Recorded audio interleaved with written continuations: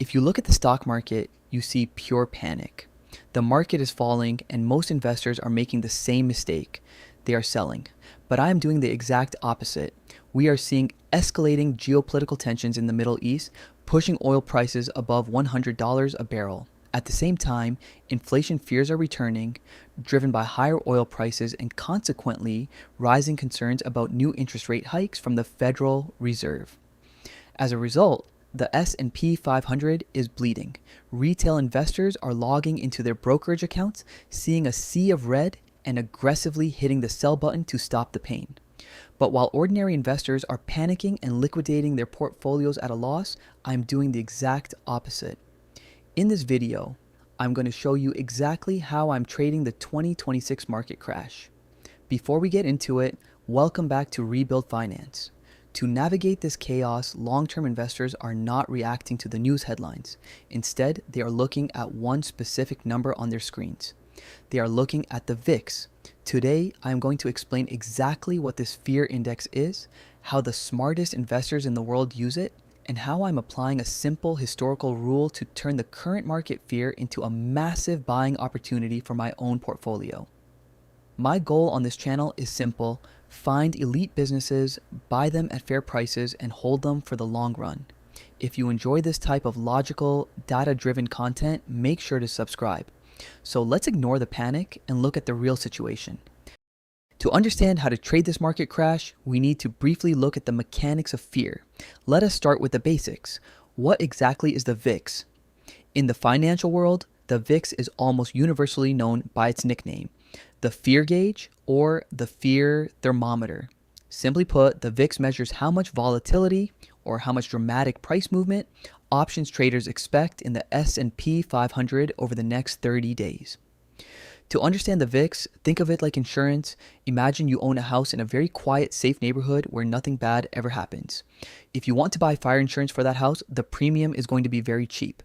The insurance company knows the risk is low, so they charge you a tiny fee.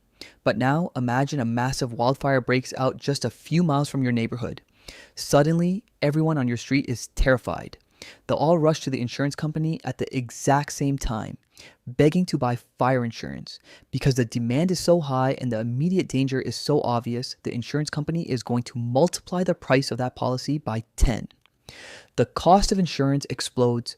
The stock market works in the exact same way.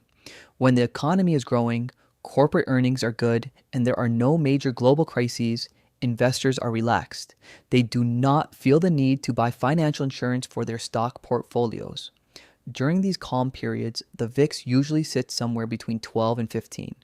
This means the price of protection is cheap and fear is practically non-existent.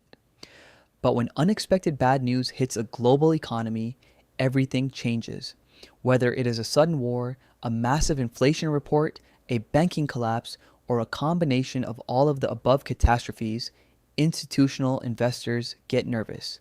They manage billions of dollars and they cannot afford to lose it all.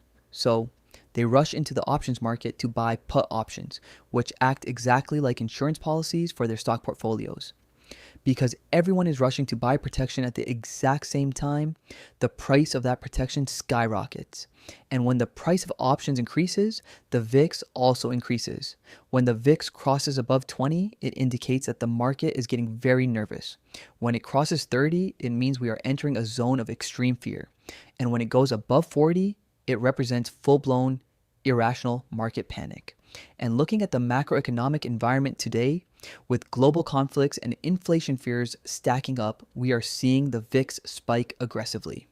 Currently, the value of the VIX is in the mid-20s. However, just a few days ago, it surpassed the 30 mark, indicating that we were in extreme fear territory. So, why does this matter to you as a retail investor? Why should you care about the price of institutional portfolio insurance?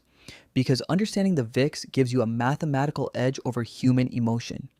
Human beings are biologically wired to be terrible investors. Our brains are designed to run away from danger. When the media publishes terrifying articles about the end of the economy and your portfolio drops by 10%, your natural instinct is to sell everything and hide in cash. The financial media makes billions of dollars in advertising revenue by keeping you in a constant state of anxiety. But the disconnect between a company's underlying fundamentals and its short-term stock price is exactly where generational wealth is made. There is a very famous, time-tested saying on Wall Street: when the VIX is high, it is time to buy. When the VIX is low, it is time to go. Let us look at the historical data because the numbers do not lie. If you look back at every major market crash in modern history, the spikes in the VIX have consistently marked the best buying opportunities of a generation. During the great financial crisis in 2008, the VIX reached incredible highs.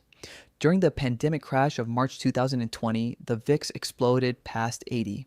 During the brutal bear market of 2022, the VIX repeatedly spiked into the high 30s. In every single one of those scenarios, the retail public was convinced that the world was ending. But what happened next?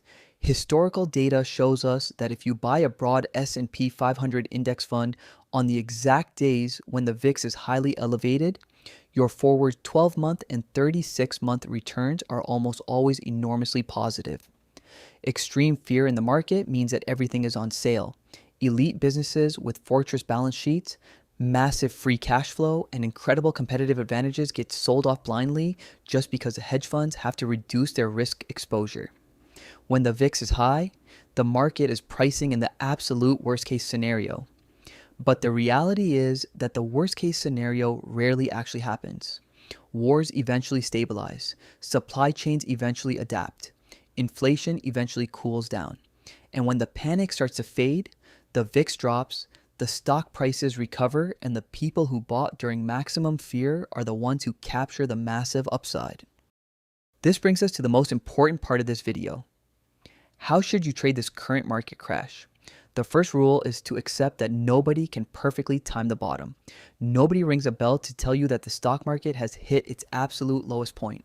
Trying to catch a falling knife by investing all your cash on a single Tuesday is a dangerous game. Instead, the most effective strategy to use when the VIX is spiking is dollar cost averaging. Dollar cost averaging means taking your available cash and deploying it in equal parts over a period of weeks or months. If the market keeps dropping, you are buying more shares at even cheaper prices.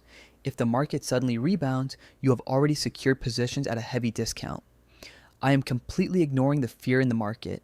I am not selling my shares of great companies just because oil prices are temporarily high.